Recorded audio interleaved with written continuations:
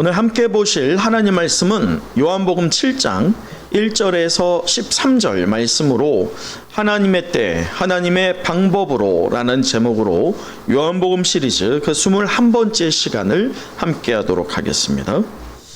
여러분, 중국에 보면 아주 그 성장 과정이 특별한 한 나무가 있습니다. 그 나무는 바로 모소 대나무라고 하는 대나무입니다. 이 대나무는요, 특이하게도 씨를 심으면 어떻게 돼야 돼요? 싹이 나야죠. 근데 이 대나무의 특이점이 뭐냐면 씨를 심으면 처음 4년 동안, 몇 년 동안요? 4년 동안 얼마나 자라느냐? 3cm. 그러니 생각해 보면 매일 지켜볼 때 자라고 있는 것 같아요? 아닌 것 같아요? 하나도 안 자라는 것 같거든요. 그러한 모소 대나무의 씨입니다. 정확히 말하면 하루하루 물 주고 그리고 정성을 다해서 땅을 다듬고 그렇게 아무리 한다 할지라도 그 모습이 4년 동안 거의 변함이 없는 게 이 모소 대나무의 특징이에요. 그래서 처음 4년 동안은요, 언제쯤 싹이 날까? 정말 자라기는 할까? 그러다가 4년 동안 그 끝에 다다를 때면 어떤 마음이 들겠어요? 아, 이거 안 자라는구나. 포기의 상태가 일어나죠. 하지만요, 이 모소 대나무가 왜 특이하냐면 4년 동안 땅 위에서의 변화는 고작 몇 센치요? 3cm에 불과해요. 하지만 눈에 보이지 않는 땅 밑에서의 4년은 아주 놀라운 일이 일어납니다. 땅 속에서 겉으로는 아무런 변화가 없는 것 같지만 뿌리가요, 아주 깊게 내린다고 합니다. 그리고 넓게 뻗쳐서 뿌리를 내려간다고 해요. 마침내 4년이 지나고요, 5년째가 되면 어떻게 되느냐? 언제 그랬냐는 듯이 딱 5년이 된 다음에 6개월 동안 얼만큼 자라는지 아세요? 20m가 자란다고 합니다. 어떤 상황에서 보면 이 모소나무가 기적으로 보여질지 몰라요. 하지만 이 기적은요, 오랜 기다림과 또 충실한 뿌리 내림의 결과일 줄 믿습니다. 뿌리가 그만큼 내리지 않았다면 위로 자랄 수 있어요? 없어요? 없었다는 것이죠. 사랑하는 은성의 영가족 여러분, 우리 인생도요, 이와 같습니다. 하루하루 우리 열심히 살아가요. 여러분, 한 주 열심히 사셨어요? 우리 한번 서로 스스로 한번 칭찬해 보시죠. 가슴에 쏟아놓고 나 한 주 열심히 살았습니다. 하나님은 아실 거예요. 하나님께서 우리를 위로하실 줄 믿습니다. 근데 문제는 열심히 살았어요. 정말 부끄럽지 않다라고 열심히 살았단 말이에요. 하지만 우리의 눈앞에 보여지는 현실의 변화가 있어요? 없어요? 없다는 게 문제예요. 저 또한 노력에 비해서 그 결과가 좋지 않은 상황을 볼 때면 참 고개 숙여질 때가 많아요. 내가 참 뭐 했나? 이런 후회와 번민이 저를 휘감을 때가 참 덜어 있습니다. 우리가 하나님을 믿어요. 안 믿는 게 아니에요. 믿지만 이 하나님의 때라고 하는 걸 듣지만 사실 하나님의 시간이 마치 종종 멈춰진 것처럼 느껴질 때가 있어요. 왜 아무런 일도 일어나지 않을까? 왜 하나님이 내 기도에 응답하지 않을까? 마치 하나님이 주무시고 있는 것처럼 그렇게 우리에게 와닿을 때가 있어요. 그런 생각들이 갑자기 휘몰아쳐 우리에게 몰려닥치면요, 우리의 신앙의 밑둥까지 흔들리게 되는 게 바로 저와 여러분입니다. 하지만요, 하나님은 우리의 삶 속에서도 보이지 않는 뿌리를 자라게 하실 줄 믿습니다. 그것을 믿으십니까? 성품을 다듬고요, 믿음을 깊게 하고 비록 눈에 보이지 않는 성과가 있다 할지라도 그 근간을 다지면서 하나님의 때에 비로소 풍성한 열매를 맺게 하실 줄 믿습니다. 그렇습니다. 하나님의 때는 지연되는 것처럼 보여요. 마치 멈춰진 것처럼 보일지 몰라요. 하지만 하나님의 때는 우리를 준비시키는 시간이라는 것을 우리가 깨닫는 이 시간 되었으면 좋겠어요. 또 표면적으로가 아니라 그 내면 깊이를 변화시키고 그 위에 그 믿음의 근간을 세우시는 하나님의 경험을, 하나님의 그런 방법을 경험하는 우리 모두가 되기를 간절히 축복합니다. 우리 이 시간 서로 한번 축복해 봤으면 좋겠어요. 이렇게 한번 서로를 향해서 손을 펼치고 웃는 얼굴로 축복해 보죠. 지금은 하나님의 때입니다. 하나님의 방법을 믿으세요. 할렐루야. 여러분, 하나님의 방법이 우리의 방법과 같지 않을 때가 있어요. 또 하나님의 때가 우리의 때와 맞지 않을 때가 있어요. 하지만 우리의 믿음이 우리에게 조명을 하고 있느냐, 하나님을 조명하고 있느냐에 따라 그 믿음의 결과의 인생도 확연히 다를 줄 믿습니다. 여러분, 모소 대나무가 겉으로는 아무런 변화가 없는 시간을 가졌다 할지라도 분명한 그 동일한 시간 속에서 눈에 보이지 않는 현상 속에서는 깊이 뿌리를 내리고 있었던 것을 우리가 살펴본 바가 있어요. 그 뿌리가 깊게 내렸기 때문에 20m 가까이 자랐던 것처럼요, 오늘 본문 속의 예수님도 동일하다는 것을 우리에게 보여줍니다. 오늘 말씀을 보면 유대인의 명절인 초막절이 가까이 오고 있어요. 그럴 때 예수의 형제들이요, 예수님께 공개적으로 예루살렘에 올라가십시오 라고 요구를 합니다. 그럴 때 이 요구가 무엇이냐? 여기 있으면 안 돼요. 당신 같은 사람이 여기 있으면 안 돼요. 지금 타이밍 아주 좋아요. 사람들 잘 따르고 있고, 그리고 당신이 지금 보이고 있는 기적이 사람들의 눈에 확연하게 무언가 효과를 발휘하고 있으니 더 많은 곳, 더 그 기적을 드러낼 만한 유대, 곧 예루살렘에 가야 돼요 라고 그렇게 요구합니다. 이러한 말들을 들으면 사실은 맞는 말이에요, 틀린 말이에요? 맞는 말이죠. 여러분, 인생은 무엇이다? 타이밍이다. 이런 말을 우리가 흔히들 말합니다. 타이밍이 참 중요해요. 그 타이밍이 지나고 나서 후회한들 소용이 있어요, 없어요? 아무런 소용이 없어요. 타이밍을 잡았을 때의 말로 그것이 기회이지, 그 기회가 지나간 다음에 후회해 본들 그만큼 멍청한 게 없어요. 바로 그것이 타이밍이고 바로 그것이 기회이죠.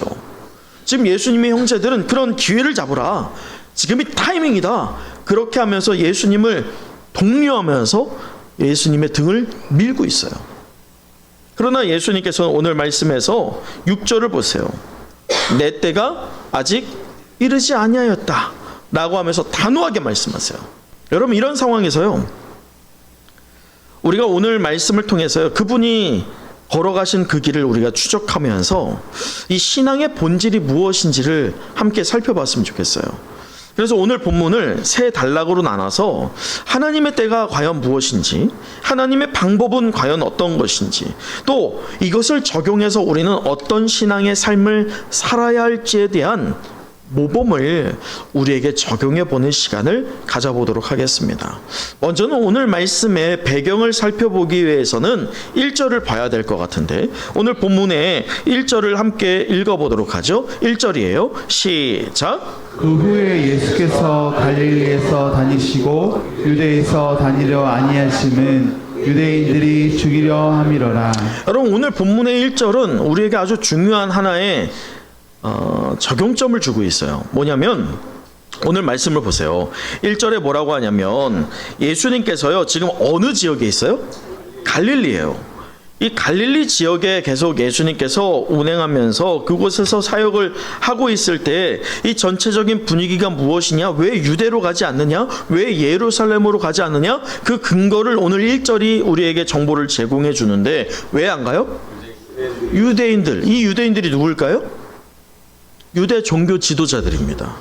또 예수님을 시기하고 있는 서기관들, 그 밖에 등등의 사람들이 예수님을 이제부터 죽이고 싶은 거예요.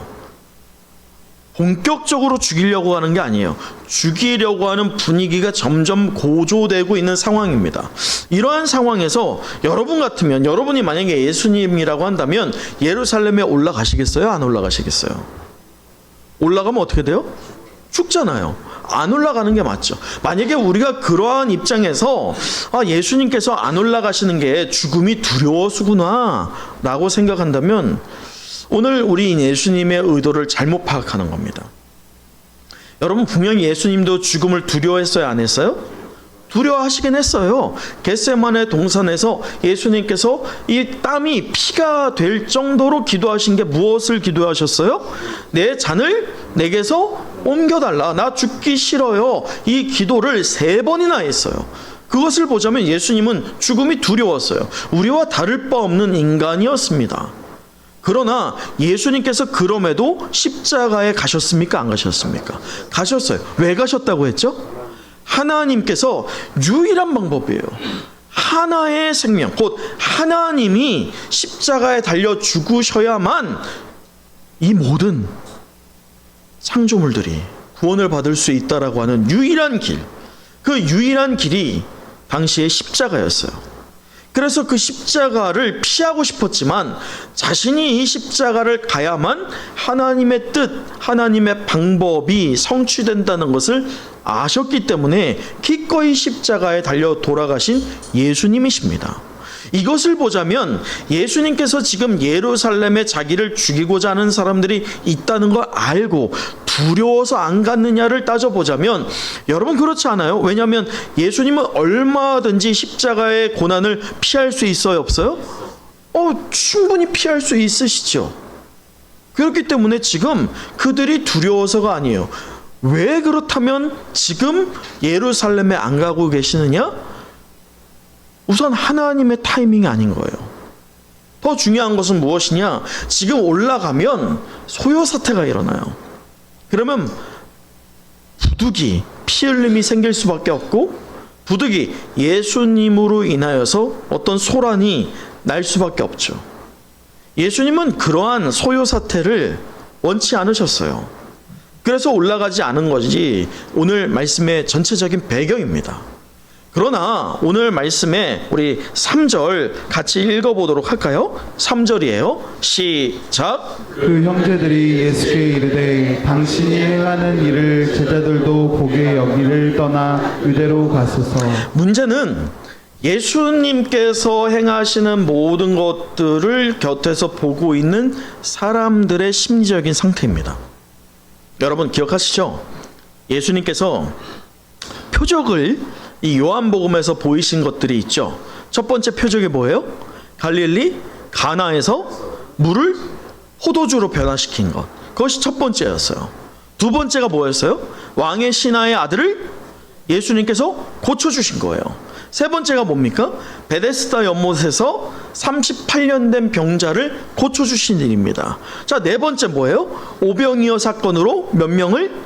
5,000명을. 그러나 실제적인 숫자는 15,000에서 2만 명의 사람들을 먹이신 일입니다. 그 이후엔 또 어떤 것이 있었어요? 물 위를 걸으신 것. 이러한 표적들을 제자들도 보았지만 또한 누가 보았다? 예수님의 형제들이 보았다. 오늘 말씀해 보세요. 3절에서 그 형제들이 누구냐면 예수의 진짜 형제들이에요. 여러분, 예수의 진짜 형제들이 예수님을 믿었을까요? 안 믿었을까요?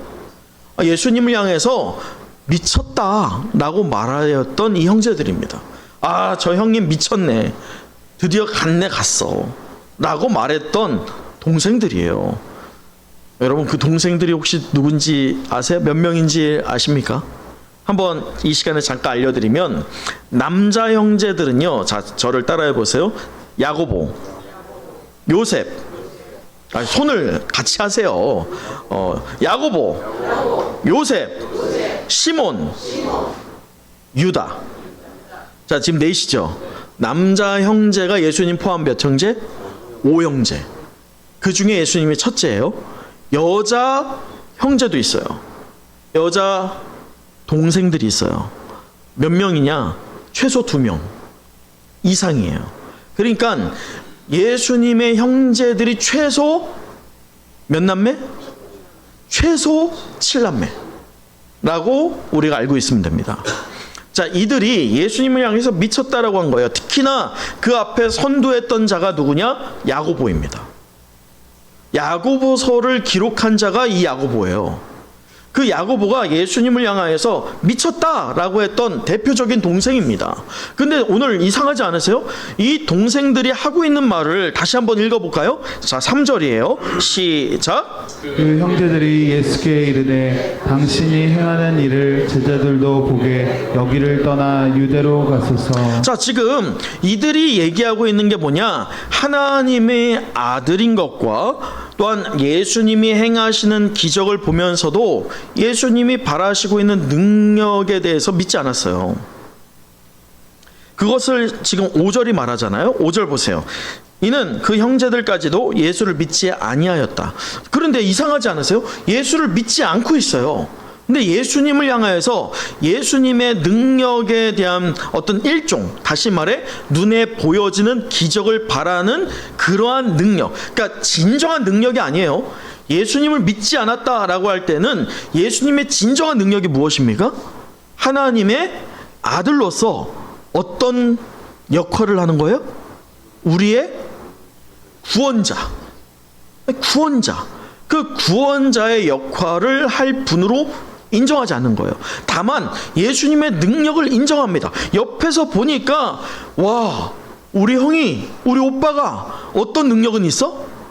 뭔가 기적적인 걸 행하는 능력은 있는 거예요. 아, 여러분 생각해 보세요. 여러분의 형제들이, 여러분의 남매가 만약에 오병이어를 지금 행한다고 해보세요. 아니, 오병이어보다 더 놀라운 것, 저는 사실 물 위를 한번 걸어보고 싶거든요. 물 위를 만약에 걷는다고 생각해 보세요. 그러면 여러분 눈앞에서 말이죠. 듣는 게 아니에요. 이들은 본 거거든요. 이 형제들까지도. 이 형제들이 처음엔 미쳤다고 했어요. 왜냐하면 미쳤다고 한 게 당시에 예수님이 뭘로만 했으니까? 말로만 했으니까. 그래, 눈에 보여요, 안 보여요? 예수님이 말로만 한 것이 진정한 능력이거든요. 왜냐하면 그 말 속에 복음이 들어가 있단 말이죠. 하지만 그건 다 흘려보내면서 예수님을 향해서 뭐라고 했다고요? 미쳤다 라고 했던 이 동생들이에요. 근데 막상 예수님의 말은 싹 다 지나가고 예수님이 행하고 있는 무엇만 눈에 들어와요?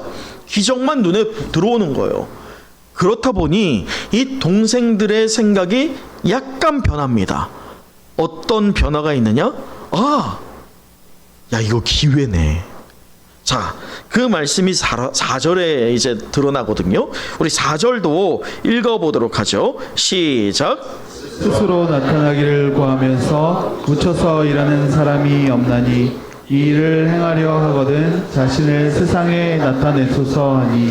자, 보세요. 이 일을 행하려 하거든 어떻게 하라고요? 세상에 나타내라. 지금 이게 뭐냐면 예수님께서 어떤 기적을 행하고 있는데 지금 갈릴리는 사실은 큰 도시가 아니에요. 시골이에요, 시골.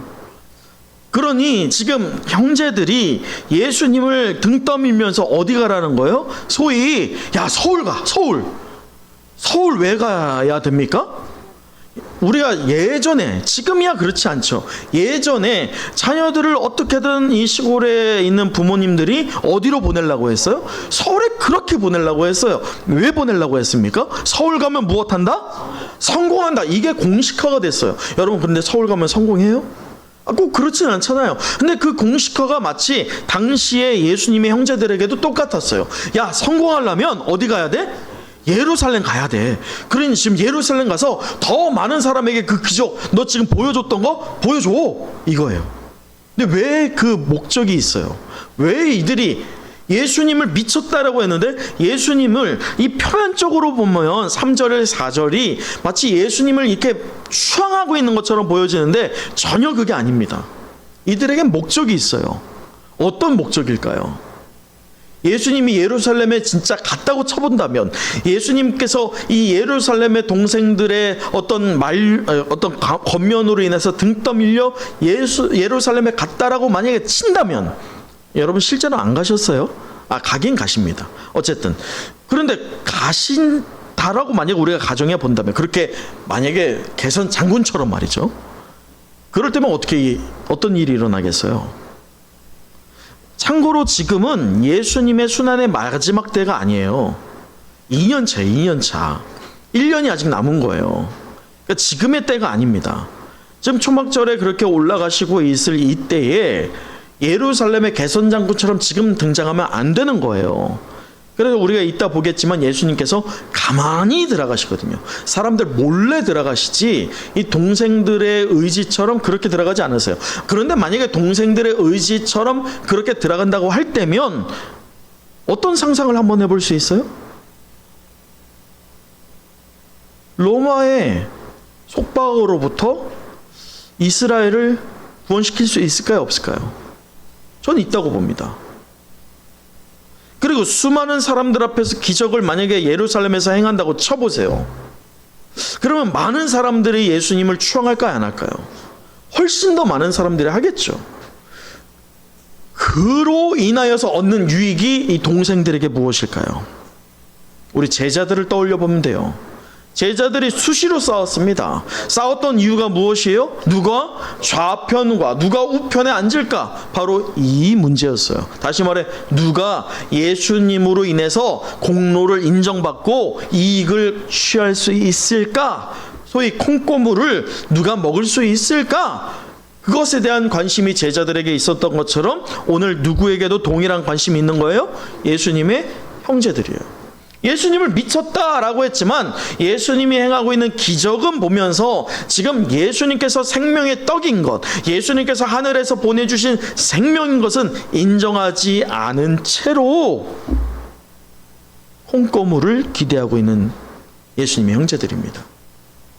여기에서 우리가 엿볼 수 있는 것은 그러니 인간적인 조급함이 일어나는 거예요. 동생들이 볼 때 조급해요. 지금 가야 돼. 지금 가야지. 지금 슬슬 인기가 오르고 있을 이때에 그 인기에 어떻게 되겠어요? 더 힘입어서 부응하겠죠. 요즘에 저희 가족이 그 유튜브 채널을 하나 만들었어요. 그냥 가족만 이제 보려고 원래 만들었거든요. 그래서 거기에 아이들의 어릴 때 것부터 제가 영상을 이렇게 일주일에 한 번씩 한 10개씩 올려요. 근데 그게 제 아내와 저만 보기가 좀 아쉬운 거예요. 그걸 제가 공개로 전환했어요. 그런데 이게 알고리즘이 있거든요. 그 알고리즘 때문에 사람들에게 이제 좀 노출이 됐나 봐요. 어떤 영상들은요, 올리자마자 3,000명이 봤어. 어떤 영상, 우리 교회 알고리즘을 안 올라가나 봐요. 우리 교회는 설교 영상이나 예배 영상이 그렇게까지 안 되거든요. 3,000건, 4,000건이 막 올라가는 거예요. 그러니까 거기에 힘입어서 제가 어떻게 하겠어요? 더 많은 영상 올려볼까? 이런 욕심이 드는 거예요. 다행스럽게도 하나님께서 그런 마음을 좀 절제시키셔서 그렇지 않고 있지만 유혹이 드는 거예요. 야, 이거 뭔가 될 것 같다. 구독자가 갑자기 12명이 된 거예요. 와, 12명? 야, 이거 뭔가 될 것 같다. 그것처럼 조급함이 예수님의 동생들 마음에 틈타는 거예요. 여러분, 이 조급함은 우리에게도 틈타요. 개인의 영역에서는 어떤 조급함이 있어요? 언제쯤 부자 되지? 이렇게 하면 부자 될까? 이렇게 하면 뭔가 이익을 얻을까? 언제쯤 취업되지? 언제쯤 승진되지? 언제쯤 결혼하지? 언제쯤 기도 응답이 있을까? 이러한 조급함이 우리의 목을 조여옵니다. 가정에서는 어때요? 그 조급함이요, 믿음을 덮어버리는 경우가 너무나도 많아요. 분명히 믿음이 있는 성도예요. 조급함이 그 믿음을 덮어버려요. 우리의 자녀가 좀 빨리 성장했으면 좋겠고, 우리의 자녀가 좀 더 공부 잘하고 좀 더 잘났으면 좋겠고, 또 믿음도 좋았으면 좋겠고, 또 내 배우자가 좀 잘났으면 좋겠고, 돈 좀 잘 벌어왔으면 좋겠고, 그러다 보니 억지로 내가 변화시키려고 해요. 억지로 내가 무언가를 하려고 해요. 교회는 어때요? 저조차도 그래요. 언제쯤 좀 부흥이 되면 좋겠지? 우리 권사님 오늘도 기도하셨지만 언제쯤 부흥되지? 이렇게 했으면 사람들의 좀 인정이 좀 있지 않아야 될까? 그런 조급함이 우리의 목을 조여와요. 그래서 사람들의 인정이나 숫자에 우리는 넘어지고 말죠. 지금이 기회야. 이 기회를 놓치면 안 돼!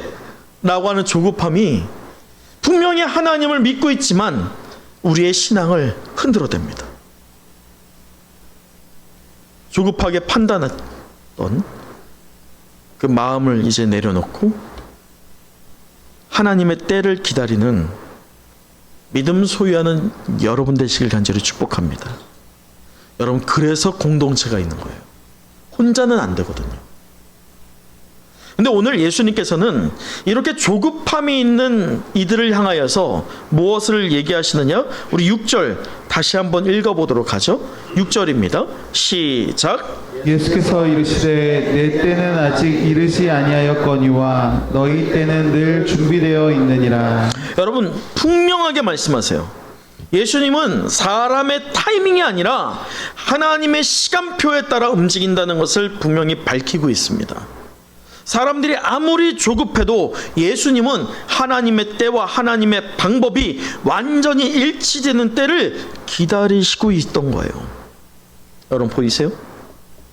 만약 예수님께서 그 하나님의 시간표를 따르지 않았다면 앞서 우리가 나눈 것처럼 뭔가 가시적으로 사람들이 더 많이 따랐을지 모르고 정말 제자들이 또 많은 이들이 원했던 것처럼 예수님께서 로마로부터 독립시켰을지도 몰라요. 그러나 하나님의 뜻은 그게 아니에요. 하나님의 방법은 그런 방법이 아니었다는 것을 예수님은 너무나도 명백하게 아셨던 겁니다.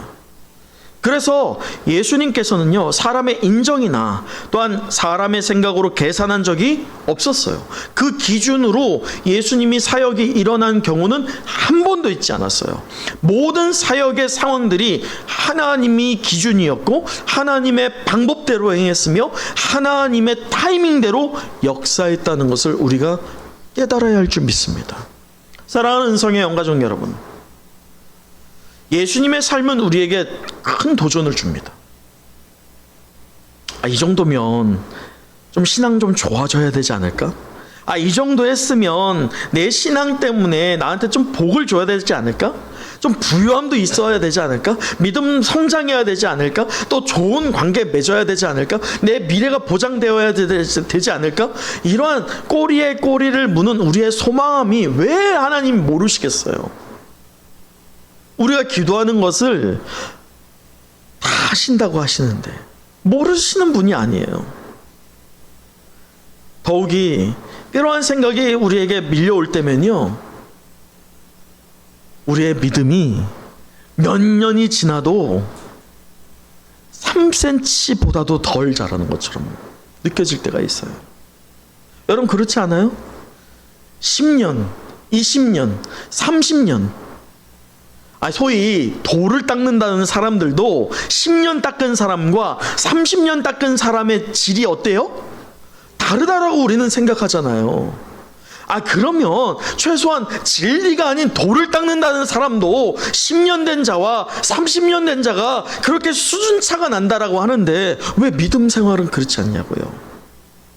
10년 된 자가 왜 30년 된 자보다 더 좋아 보일 때가 있냐고요. 이제 갓 예수님을 영접한 자가 40년 넘게 신앙생활한 사람보다 왜 더 순결하냐고요.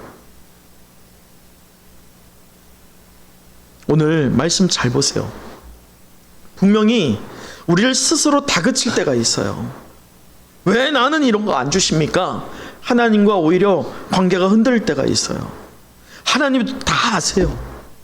우리의 머리털까지도 다 세시는 바 계시다고 하는 하나님이세요. 우리의 눈물 다 아세요. 하지만요, 하나님은 각 사람의 속도에 맞춰서 성령 안에서 우리를 자라게 하실 줄 믿습니다. 표면적으로는 자라지 않는 것 같지만요, 시간의 흐름에 따라서 우리가 소망해야 될 것은 우리의 눈에 보여지는 가시적인 어떤 현상이 아니라 우리가 분명히 현상적으로 보이게 될 열매를 맺게 하기 위해서 눈에 보이지 않는 우리의 성품과 우리의 영성과 우리의 신앙이 더욱더 깊어지는 것을 하나님은 바라고 계시다는 것을 잊지 마십시오. 여러분, 우리의 눈에 보이는 현상이요, 당장 결정해야 되는 것처럼 보여질 때가 있어요. 간혹 제가 유튜브 보면, 유튜브에서 이제 유튜버 중에 어떤 신식 기계, 제가 디지털 기계를 좋아하니까 디지털 기계를 이렇게 싸게 판매를 할 때가 있어요. 예, 알리라고 하는 곳을 통해서 이 코드를 주고 디스카운트를 해준다, 반값으로 판다, 그러면서 100개 팝니다 라고 할 때가 있어요. 근데 그걸 보면 좋아 보여. 나한테 분명히 저 비슷한 게 있어요. 하지만 뭐는 없어? 저건 없어. 분명히 비슷한 건 있는데 저건 없어. 근데 저거를 100개밖에 없대. 그 마음이 어떤 마음이 있어요? 점점 급해져. 지금 저거 봐, 이게 얼마 있으면 안 팔릴 것 같은데? 저걸 사야 될 것 같은 마음이 충만하게 저를 덮습니다. 결국 살까요, 안 살까요? 결국 사. 여러분, 그런 마음이 우리의 믿음이에요. 조급함 때문에 분명히 예수님은 하나님의 때를 기다리게 해요. 그 본을 우리에게 보여주고 있어요. 그게 신앙의 본질임을 우리에게 깨닫게 하고 있어요. 하지만 우리 내면에서 항상 싸워요. 그 조급함으로 우리를 억눌러요. 우리 스스로에게 책임을 물어요. 너 지금 왜 이거 안 했어? 이거 놓쳤기 때문에 너 안 된 거잖아. 지금 너무 모자랐어 라고 하면서 하나님의 때가 분명히 있는데 지금 사람들이 이야기하고 있는 지금 이 상황이 지나간 것을 후회하면서 그 책임을 나에게, 아니 하나님께 따질 때가 너무나도 많지 않아요? 그럴 때 이렇게 기도하세요. 그걸 중단하는 기도를 해야 돼요. 잠시 멈추는 기도를 해야 됩니다. 여러분, 이 시간 잠깐 우리 마음에 손을 얹고 눈을 감은 채 저를 따라서 이렇게 기도해 봤으면 좋겠어요. 하나님 아버지, 제 뜻대로 빠르게 가기보다 주님 뜻대로 하나님 뜻대로 정확하게 걷게 하시고 분별의 지혜를 주사 기다릴 수 있는 담대함도 주소서. 아멘, 아멘. 여러분, 그렇게 기다리다 놓치는 것 괜찮아요. 하나님은 더 멋지고 풍성한 걸 우리에게 주실 줄 믿습니다. 오늘 우리는 요한복음 시리즈 그 21번째 시간을 가지면서 하나님의 때, 하나님의 방법으로라는 제목으로 말씀의 은혜를 나눴는데, 우리 마지막 13절 함께 읽어보도록 하죠. 13절입니다. 시작. 그러나 유대인들을 두려워함으로 드러나게 그에 대하여 말하는 자가 없더라. 사랑하는 성의 영가족 여러분, 예수님의 형제들이 요구하고 있는 것은 눈에 띄게 드러나라 라고 하는 거예요. 그러나 예수님은요, 오늘 10절을 보시면 은밀히 사람들의 눈을 피해서 예루살렘에 올라가십니다. 예수님은 오늘 우리에게 이렇게 물으세요. 너는 나를 드러내기 위해 사니? 아니면 나를 따라 살기 위해서 나를 믿니? 라고요. 우리는 예수님을 믿는데 그 믿음이 마치 알라딘의 요술램프처럼 우리의 소원을 들어주는 매개로 여길 때가 참으로 많죠. 예수님 믿으면 내가 지금 소망하는 것, 뭔가 얻을 수 있는 것처럼 여길 때가 많아요. 그러나 기억하시죠? 모소대나무, 보이지 않는 시간 속에서 뿌리가 아주 깊게 내렸어요. 그 결과로 높이 자랄 수 있었죠. 우리도 하나님의 방식의 뿌리를 내릴 때에 분명히 세상적인 기준에서는 느릴 수 있어요. 타이밍을 놓치고 있는 것처럼 보일지 몰라요. 조급함이 우리를 매일지 몰라요.